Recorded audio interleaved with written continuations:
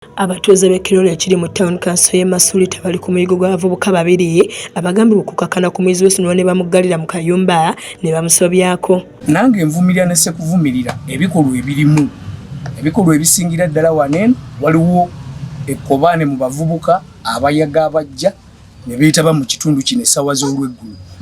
Wano ekitundu kyaffe we wali ebikolwa by'enjaga bukoola ebikolwa byonna ebibi tuyinza okugamba nti birimu eroseengo. Omwana ono amannya agasirikiddwa ali wakati w'emyaka 14 nga muyizi ku ssomero lya gavumenti erya Kirole Umeya Primary School erisangibwa mu Gombola y'Egombe mu Wakiso, ng'omwana ono agamba nti abamukozesa kuliko Jesse Sempala n'omulala gw'amanyiiko erya Musulo okumuyita babeeko kye bamugamba nga bamuwalawala paka mu kazigo k'omu ku bavubuka ne bamukozesa. Maama w'omwana ono agamba nti yasanga muwala we n'enkofiira ya Jesse nga bwe yamubuuza nnyiniyo yagaana okumugamba nga n'ekyaddako kudduka waka ng'agamba nti ekisinga okumuluma be bantu balumiriza ate okumuddako ne batandika okumuteesateesa nga kati ayagala poliisi emuyambe. Nensanga omwana wange ono nga ayina enkofiira naye nga enkofiira eyo nga mmanyi nga nnyiniyo naye mugamba enjo enkofiira ogijjeewa n'aŋŋamba nti naye mugamba enkofiira eyo wagiguzeewa n'agaana okwogera naye mugamba kale oba tewagiguza ani yakuwadde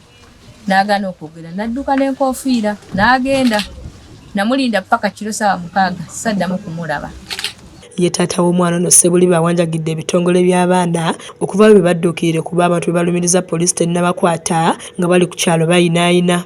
Nkubira omulanga bonna bikikwatako naddala ebitongole ebifa ku ddembe ly'abaana nsaba bijje biyingire musango guno bituyambeko tufune obwenkanya kubanga abantu betulwana nabo olwaleero baana babagagga basobola okukola kyonna kye basobola. Babatuuze bagamba nti abavubuka ku kyalo kino bakola gwa kunywanjaga kossa okubabba nga n'abawala olukulamu nga batandika okubalingiriza era gye biggwera nga bamu babasobezzaako. Abami b'enjaga, abami b'amayirungi, abakuba shisha, abakola biki byonna babeera awo. Kugamba buli kibi kyonna ekikolebwa wano mu nsi kyonna kisangibwa wano siteegi yawo n'olw'ensonga bikikwatako obuyinza abantu badde batuyambako.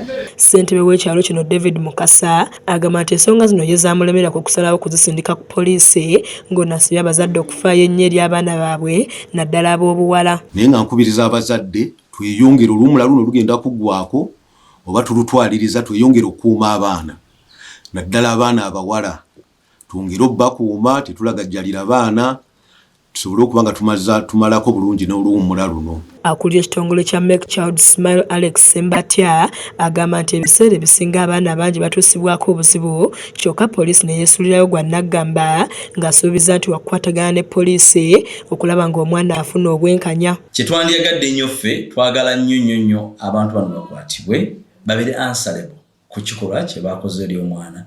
Tulabye ng'omwana alina n'ekiwundu ku mutwe tetumanyi kigendwa kyabadde kyaki kyakumutta. Kizza Peter yakusakidde eggulire lino ku lwa KSTV agaleero.